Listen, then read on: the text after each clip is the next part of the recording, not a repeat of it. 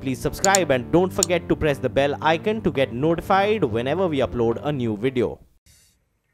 Keeping it with key developments from North Block then, we're less than 5 days away from the one-year anniversary of the rollout of the Goods and Services Tax. The government is gearing up to step up scrutiny and enforcement to improve revenue collections.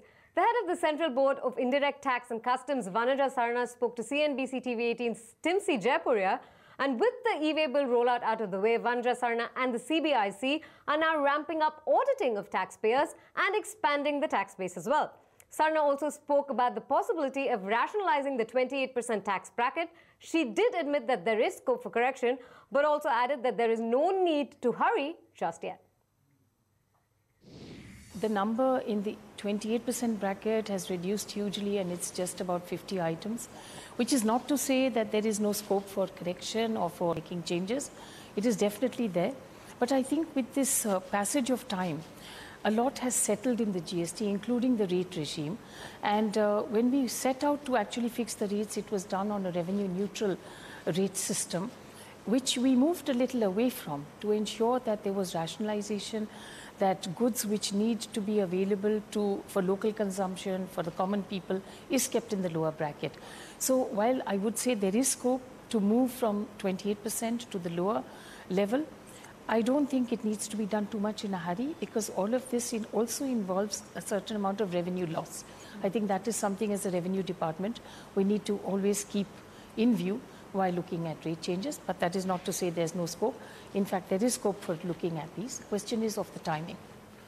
Do you think the next GST Council would be the right time to approach the Council, at least for a few items for this correction, or maybe a view to take whether it is the right time to move to the lower bracket, especially when it comes to cement, paint, etc.? As you know, the next meeting is still a little while away, about 3 weeks away. So the agenda is still being finalized. Whether it should be discussed, yes, certainly as a matter of discussion, the Council may like to take a view on the need to reduce rates.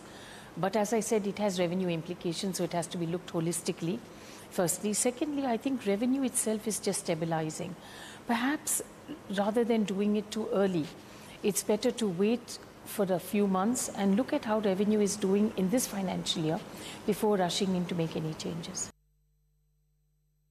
Do you think it is right time to get ATF and natural gas firstly under the ambit of GST, and by when can we see an excise cut coming on the petroleum prices, which could provide a breather?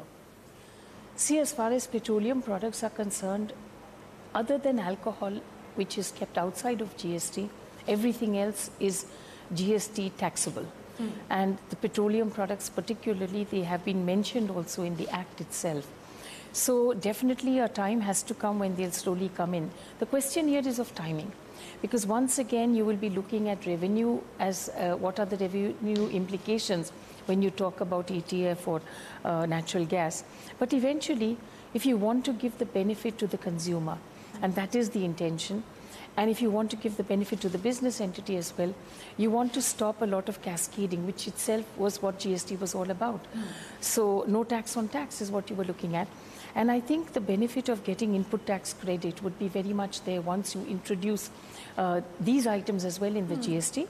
I think this is something the Council would have to take a look at, and look at it holistically in terms of revenue losses, in terms of the effect it has on the state revenue, and then take a considered view.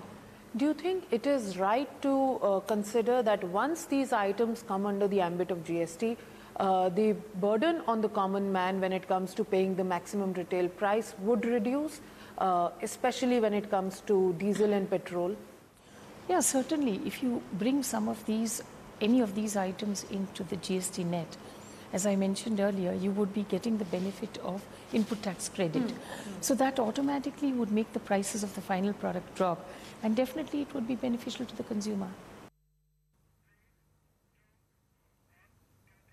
Throwing the spotlight back onto the banking sector then, heads of 11 PSU banks, which are under the RBI's watch for poor financial health, appeared before the Parliament's Standing Committee on Finance. Now, during the meeting, some of the bank chiefs blamed the RBI for current banking sector woes. We have Rituparna Bhuyan, who's joining us from New Delhi, who was at the parliamentary panel meeting tracking it. Ritu, thanks so much for joining us. and take us through the highlights really of this crucial meeting. Many of these public sector banks, actually blamed the Reserve Bank of India for their woes, saying that the stringent guidelines of RBI was hampering credit growth and hence is creating complications for these banks under the PCA framework. They also told the panel of MPs that they will be coming out of, they expect to come out of this PCA framework in the next 2 years. However, many MPs told us that they were not satisfied with this response that the bank chiefs, gave them. In addition to this, many of these bank chiefs told the parliamentary panel that it was loans given to the infrastructure sector that turned bad. In addition to that, there were some specific inputs which also were given. For example, you had the Indian Overseas Bank CMD Subramaniam Kumar on record telling media outside that the bank has recovered around 15,749 crores last year. This year, around 2,000 crores have been recovered. Yet, around 38,180 crores is still there in their books as NPA. The next meeting of this panel will be held on July 3, and we expect the report to be submitted and tabled in the monsoon session of the Parliament. With that, it's back to you.